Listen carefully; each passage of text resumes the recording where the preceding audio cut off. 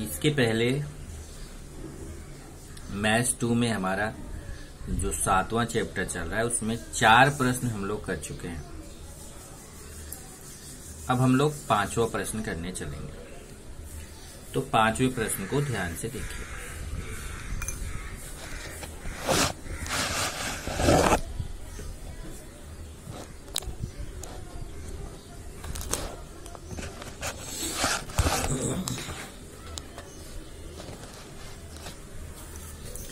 संलग्न आकृति में PR 6 इकाई, भुजा PQ 8 इकाई, भुजा PR, RQ और PQ को व्यास मानकर 3 अर्धवृत्त रेखा RQ के एक ही ओर खींचे गए हैं। छायांकित भाग का क्षेत्रफल ज्ञात करो। पाई का मान दिया है 3.14 और ये आकृति आपको बना के दिया गया है। इस आकृति में देखिए क्या क्या दिया हुआ है। सबसे पहले अगर देखेंगे तो आकृति में PR दिया है 6 इकाई। ये PR दिया है कितना 6 और PQ दिया है 8 इकाई। ये PQ 8 इकाई दिया। अभी ये नीचे वाला नहीं दिया हुआ है, केवल PR दिया है 6 इकाई और PQ दिया है 8 इकाई। उसने बोला कि ये जो PR ये त्रिभुज बन रहा है ना PQR, इस त्रिभुज में 3 भुजाएं हैं PQ, PR और RQ। इन तीनों भुजाओं को व्यास मानकर वृत्त खींचा गया है। अब व्यास मान के वृत्त कैसे खींचते हैं? जैसे अगर मान लीजिए ये AB है, AB एक भुजा है, एक रेखाखंड है। इसको व्यास मानकर हमें वृत्त खींचना है। तो हमें क्या करना है? इसके लिए एक बार A पर रखेंगे राउंडर, मतलब मैं आपको बोलूं कि AB का लंब समद्विभाजक भाजक खींचेंगे। AB का क्या खींचेंगे? लंब समद्विभाजक भाजक। और लंब समद्विभाजक भाजक खींचना आप जानते हैं। एक बार A पे राउंडर रख के आधे से अधिक त्रिज्या लेके दोनों तरफ चाप, फिर B से ही उतना ही चाप, और इस तरीके से ये आप इसका लंब समद्विभाजक भाजक खींचेंगे। लंब समद्विभाजक भाजक क्या करता है? इसके 2 समान भाग करता है और ठीक बीच में काटता है। अब यहां पर राउंडर रखकर आप इस पे ये देखिए अर्धवृत्त बना दिया।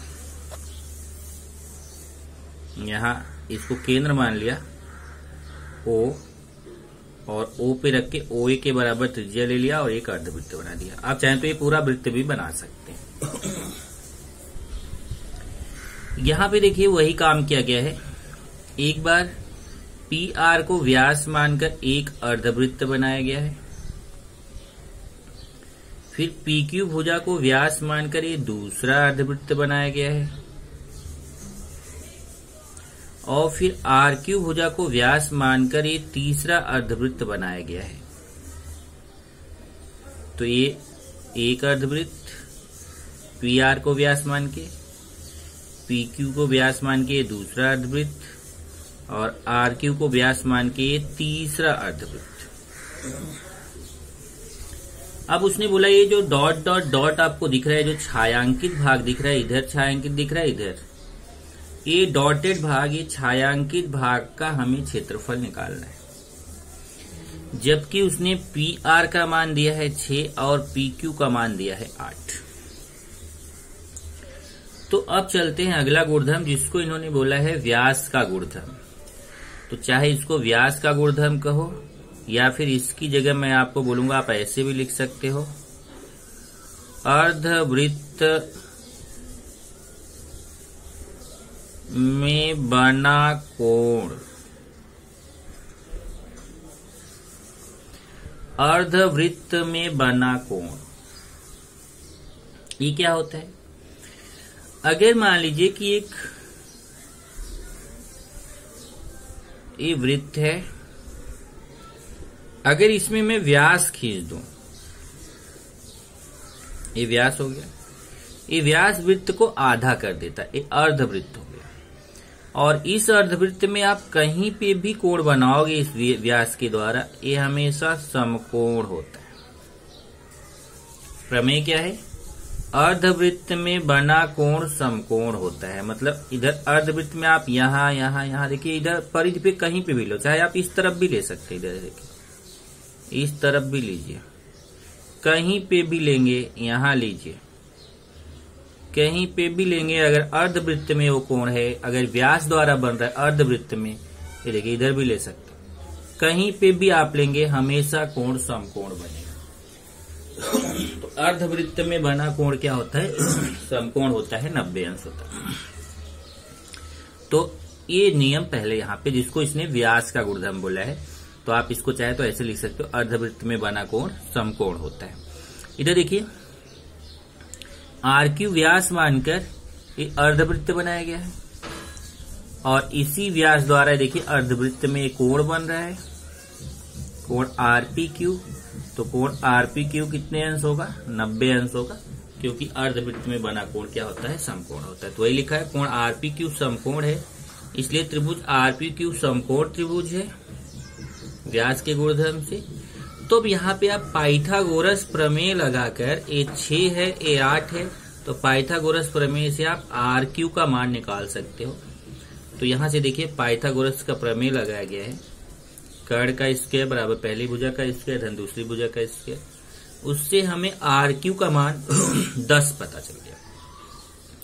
और जब RQ का मान 10 पता चल गया, तो ये देखिए पूरा जब 10 है तो ये तो व्यास है, पहले से ही पता है व्यास है, तो इसकी त्रिज्या कितनी हो जाएगी? 5।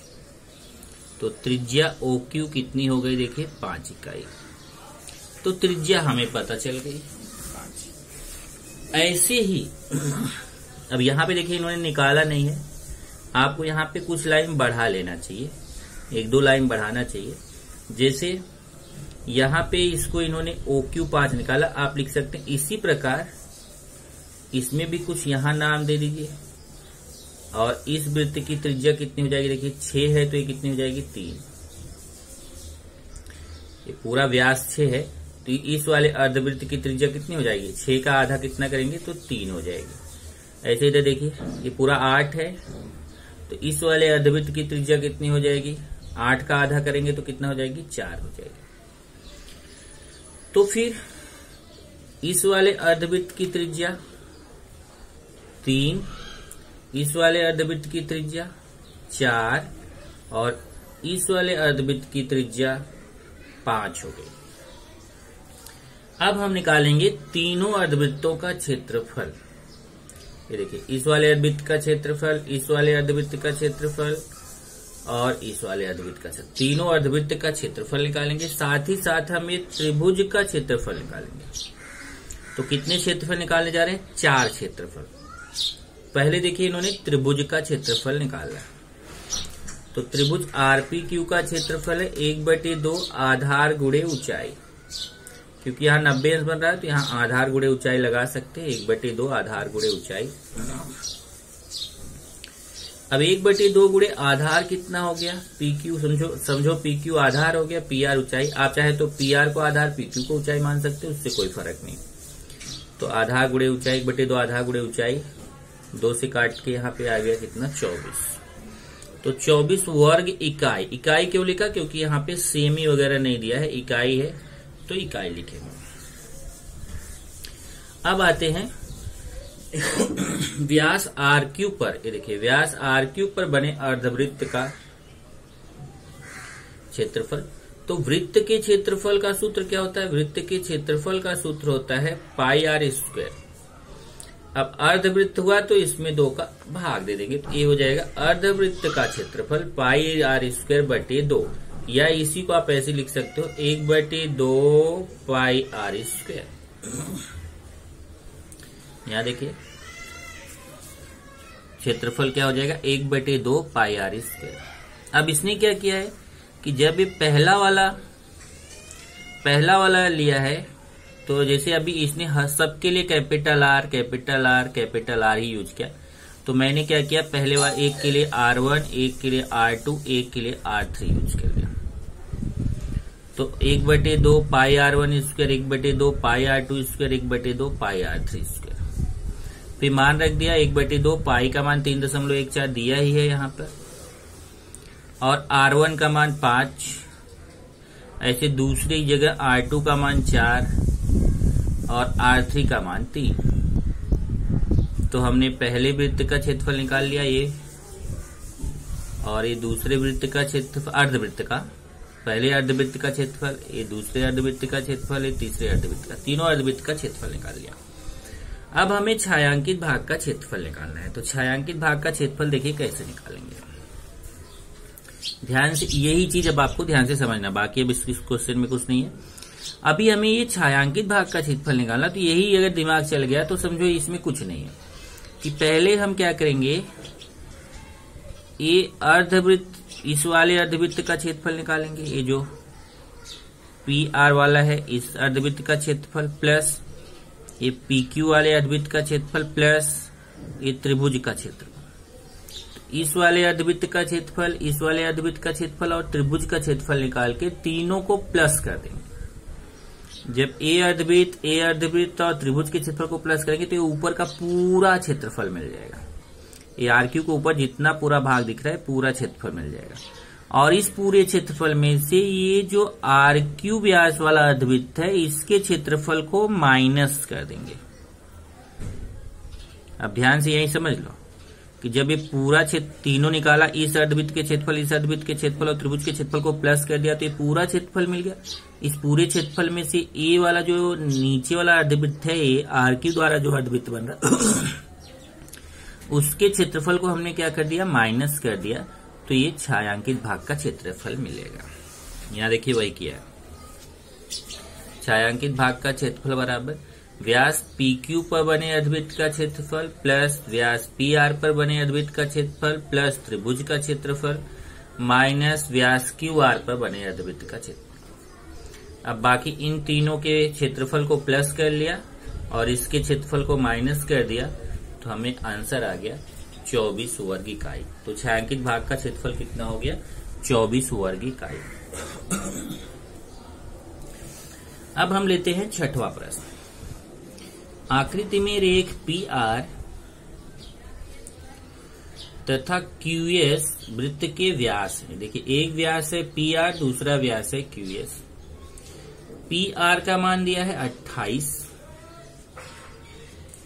और भुजा पी एस दिया है 14 करणी में 3। तो केवल एक ही व्यास दिया है पी आर कितना दिया है 14 पी आर का 28 और एक भुजा पी एस की लंबाई दिया है 14 करणी में 3। हमें क्या क्या निकालना है, एक तो ये जो ऊपर वाला त्रिभुज बन रहा है त्रिभुज ओपीएस का क्षेत्रफल निकालना है, और दूसरा ये जो संपूर्ण छायांकित भाग मतलब ये दोनों छायांकित भाग का क्षेत्रफल निकालना है।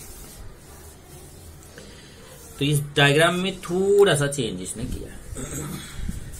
चेंज क्या है जरा देखिए, यहां से एक लंब डाल दिया, बस यही इतना चेंज है, बाकी पूरा डायग्राम यही है, केवल इसमें चेंज है कि यहां से क्या कर दिया, लंब डाल दिया। रेख ओएम लंब जीवा पीएस खींचा है। देखिए यहां से जब लंब डालेंगे, ये लंब खींच देंगे तो ओएम लंब जीवा पीएस खींचा। तो आप जानते हो वृत्त के केंद्र से, केंद्र है वृत्त का, केंद्र से जीवा पर डाला गया लंब जीवा को समद्विभाजित विभाजित करता है। तो जीवा के 2 समान भाग करेगा। ये 14 करणी में 3 है, उसका आधा करेंगे तो ये 7 करणी में 3 आ जाएगा। ये कितना आएगा, 7 करणी में 3। इसी तरीके से ये देखिए पूरा पी आर कितना है 14 है, और ये व्यास है तो व्यास का आधा त्रिज्या होता है, तो ये कितना आ जाएगा, ओपी आ जाएगा कितना 7। तो ध्यान से देखिए, वृत्त के केंद्र से जीवा पर डाला गया लंब जीवा को समद्विभाजित करता, समद्विभाजित मतलब 2 समान भाग करता है। तो ये पूरा 14 करणी में 3 है, उसका आधा करेंगे तो ये 7 करणी में 3 हो जाएगा। यहाँ पे देखिए वही लिखा है, वृत्त के केंद्र से, वृत्त के केंद्र से यहाँ देखिए वृत्त लिखा है, इसकी जगह आप डाल दीजिए जीवा। तो वृत्त के केंद्र से जीवा पर डाला गया लंब जीवा को समद्विभाजित करता है। तो PM बराबर 1/2 PS, तो PM आ जाएगा 7 करनी में 3। इसी तरीके से आएंगे। अब हम निकालेंगे जीवा। अब यहां देखिए इस त्रिज्या निकालेंगे। त्रिज्या आपको बताया कि जब ये व्यास दिया गया है, व्यास कितना है पूरा 28 है। जब व्यास पूरा 28 है तो उसका आधा करेंगे तो त्रिज्या OP मिल जाएगी कितनी, पूरा 28 है। देखिए इधर पूरा 28 है, तो ये जब पूरा व्यास 28 है तो ये OP जीवा मिल जाएगी कितनी, 14 सेमी। यहाँ पे देखिए ये त्रिज्या OP मिल जाएगी कितनी, 14 सेमी। 28 का आधा करेंगे तब यहाँ पे हम पाइथागोरस का प्रमेय लगाएंगे। ये देखिए ये इतने जो छोटा सा त्रिभुज है OMP, क्योंकि यहाँ पे आपने लंब डाला है तो ये 90 अंश बनेगा इधर, और जब 90 अंश बनेगा तो OMP में आप पाइथागोरस का प्रमेय लगा सकते हैं। तो पाइथागोरस प्रमेय से आप OM निकाल सकते हैं। तो यहाँ देखिए पाइथागोरस प्रमेय लगा के OM निकालना है।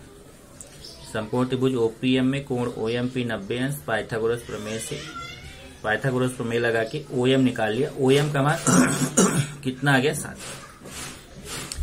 तब आएंगे, तब इस त्रिभुज का क्षेत्रफल निकाल सकते हैं। अभी देखो यही त्रिभुज का ऊपर वाले त्रिभुज का क्षेत्रफल बोला था ना, हमें बोला था इस वाले त्रिभुज का क्षेत्रफल निकालिए। जब हमें ऊंचाई पता चल गई यहां से, तो हम इस त्रिभुज का क्षेत्रफल निकाल सकते हैं। 1/2 आधार गुणे ऊंचाई। तो यही ऊंचाई इसलिए पता किया कि ये त्रिभुज का क्षेत्रफल हो जाएगा 1/2 आधार गुणे ऊंचाई। तो वही सूत्र यहाँ पे लगाया। देखिए त्रिभुज का क्षेत्रफल 1/2 आधार गुणे ऊंचाई, मान रख दिया, और इस तरीके से हमें त्रिभुज का क्षेत्रफल पता चल गया। अब जब इस त्रिभुज का क्षेत्रफल पता चल गया, तब आसानी से हम ये छायांकित भाग का क्षेत्रफल निकाल सकते हैं। अगर आप ध्यान से देखो तो ये जो छायांकित भाग है, ये छायांकित भाग वृत्तखंड है। वृत्तखंड क्या होता है,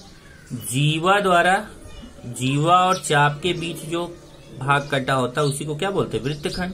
तो आप यहाँ वृत्तखंड के क्षेत्रफल का सूत्र यूज कर सकते हैं, या आप वृत्तखंड के क्षेत्रफल का सूत्र यूज करेंगे तो एक प्रॉब्लम आपको ये आएगा कि वहां साइन थीटा आएगा, और साइन थीटा साइन 120 का मान आपको मालूम नहीं है।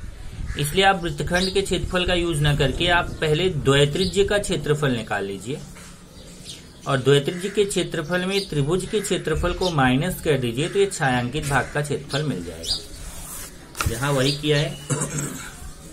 वृत्तखंड का क्षेत्रफल निकालने के लिए क्या किया है, पहले देखिए वृत्तखंड PXS का क्षेत्रफल बराबर ये द्वैत्रिज्य को कैसे लिखा, P एरिया OPXS। इसका मतलब क्या हुआ, ये द्वैत्रिज्य का नाम है OPXS। तो वो जरा कंफ्यूज मत होना, आप पहले भी आपको बताया गया है। जैसे आप बोल रहे हो OP, यहाँ पे X नाम दिया, OPXS, ये क्या है, ये द्वैत्रिज्य है। द्वैत्रिज्य के क्षेत्रफल में OPS त्रिभुज के क्षेत्रफल को माइनस कर देंगे तो छायांकित भाग का क्षेत्रफल मिलेगा। तो वृत्तखंड का क्षेत्रफल मिलेगा। द्वैत्रिज्य के क्षेत्रफल में त्रिभुज के क्षेत्रफल को माइनस करेंगे तो द्वैत्रिज्य का क्षेत्रफल पहले निकालना पड़ेगा। द्वैत्रिज्य का क्षेत्रफल क्या होता है, θ/360 गुणे πr²। ये द्वैत्रिज्य का क्षेत्रफल निकाल लिया। ये इसका मतलब क्या समझ में आया ना, ये द्वैत्रिज्य है। द्वैत्रिज्य का क्षेत्रफल θ/360 πr²। द्वैत्रिज्य के क्षेत्रफल में से त्रिभुज के क्षेत्रफल को माइनस करेंगे तो हमें एक वृत्तखंड का क्षेत्रफल मिलेगा, और जितना एक वृत्तखंड का क्षेत्रफल है उतना ही दूसरे वृत्तखंड का भी क्षेत्रफल होगा। जैसे 120.56 आया, इसका क्षेत्रफल आया 120.56, तो हम बताएंगे इसी प्रकार इसका क्षेत्रफल भी होगा 120.56। फिर दोनों को जोड़ लेंगे तो पूरा छायांकित भाग का क्षेत्रफल हो जाएगा। यहाँ पे देखिए दोनों को फिर जोड़ लिया है, छायांकित भाग का क्षेत्रफल, ये दोनों वृत्तखंड को जोड़ लिया तो ये आपको आ गया छायांकित भाग का क्षेत्रफल। तो एक त्रिभुज का क्षेत्रफल निकालना था, एक छायांकित भाग का क्षेत्रफल निकालना था।